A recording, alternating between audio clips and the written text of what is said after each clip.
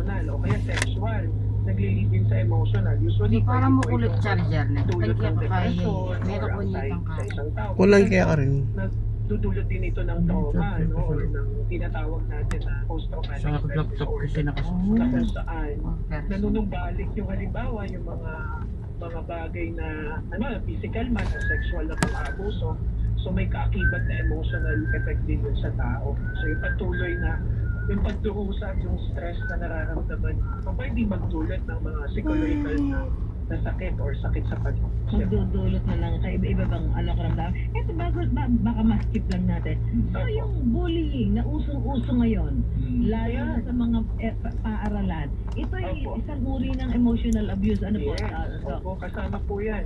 Kasama po ang bullying. Isa po yung psychological violence or emotional abuse. Oo, ayan. Samantalang yan parang matagal na pinag-uusapan niya. But apparently, lumalala pa ng lumalala Ano po, Dok?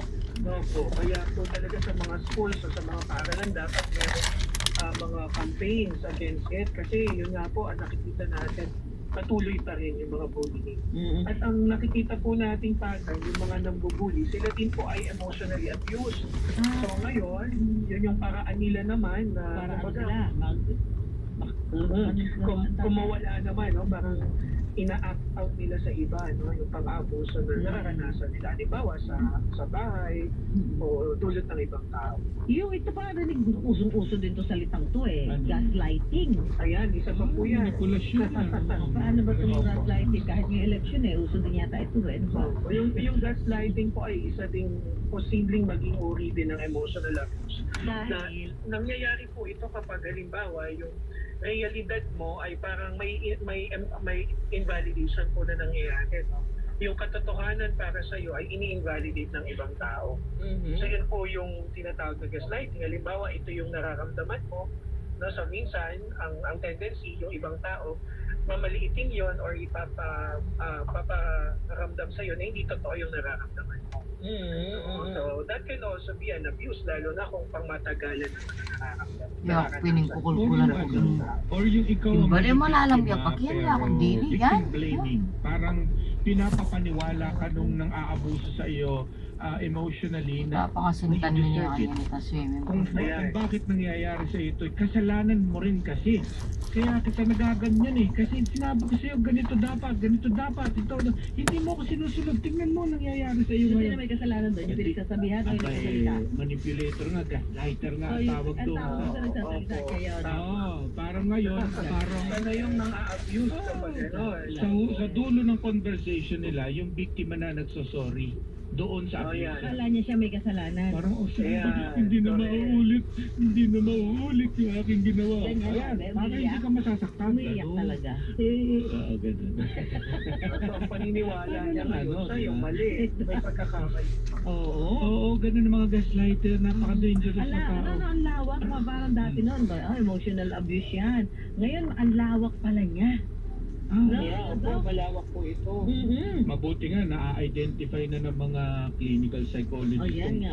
mga binubuking na nga natin tong mga manipulasyon ng mga abuser na Para ito. yung mga nakikinig sa atin ngayon na kayo ay nabibinibiktima na may mga emotional abuse sa iyo. Ba alam mo na pa, emotional abuse pa rin ginagawa mo. Dito? Eto, tanong ko, Dok.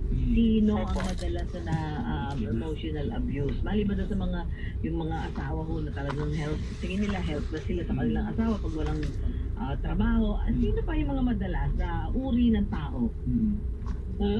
Kasama po yung, again, mula katulad ng mga bata kasama. So sila talaga yung vulnerable dyan.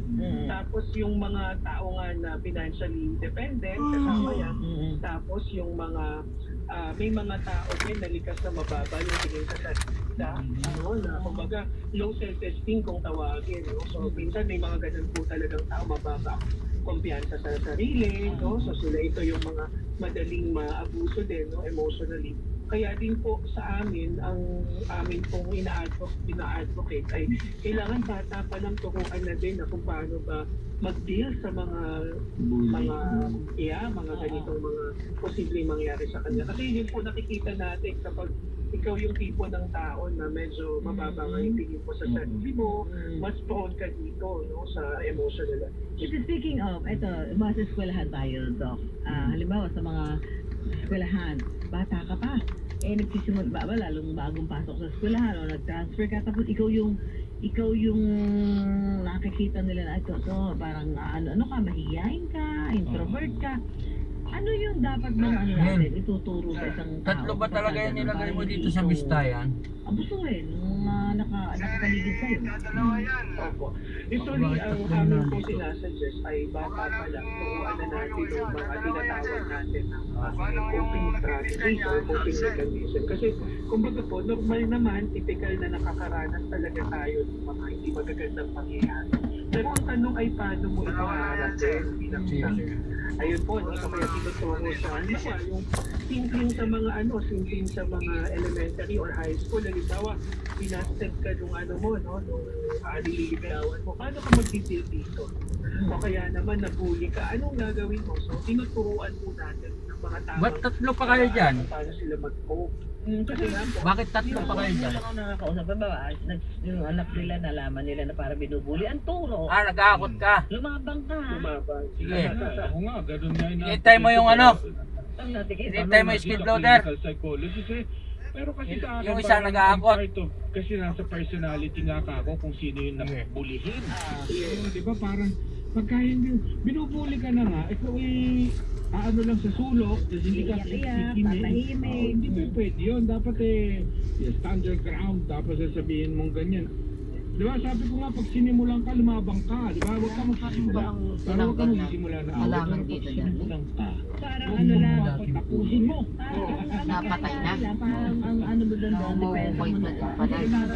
Yan yung magandang gawing darling. Dripwood. Mga oo. Actually, I Lagyan ng orchids. Ay, at saka, ay, palang yan kaya tapos, yan, malangino ka niyan din, garnish. Pag mayan niya, lalaki. Sabado, magbalik na. kasi magiging po talaga ito sa pang-aabuso at exploitation. Pero kitang medyo Kaya kaya okay mo. lang naman, so talagang gugulitin. Kasi kitang kang kongga rin ako. So yung aggressive naman, posibleng ikaw Parang naman yung magdulot natutulgar. ng pang-aabuso Paano sa na iba. So kaya, ang amin pong suggestion, Kaya mas turuan natin na maging makapanyad ka rin. ng bata. No? Parang yung Kumakabalagbag niyang lagi ang ipahayag gilid, yung minsan saloobin kuha, niya, yung opinion niya, yung kuha. karapatan niya, sa Ano paraan sa na iyo hindi sa laban aggressive niya paganda? at hindi makakapanakit ng ibang tao. Yun nga. So, parang gano'n. Ito kasi tinanong ko to last week sa psychologist ni Joyce. Pero ito tatanungin natin kay Dr.